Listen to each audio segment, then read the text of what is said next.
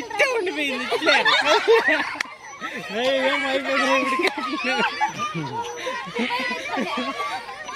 వాళ్ళంతా దాంతో కూర్చొని నీట్గా ఉన్నారు.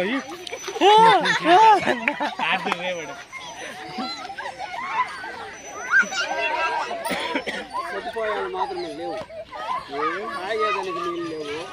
నీళ్ళు ఉన్నాయి. మొక్కలు నాటుదామని తెచ్చిన మొక్కల్ని ఎన్నోళ్ళైనా అట్లే వదిలేసి వెళ్ళిపోతున్నాయి మొక్కలాడ.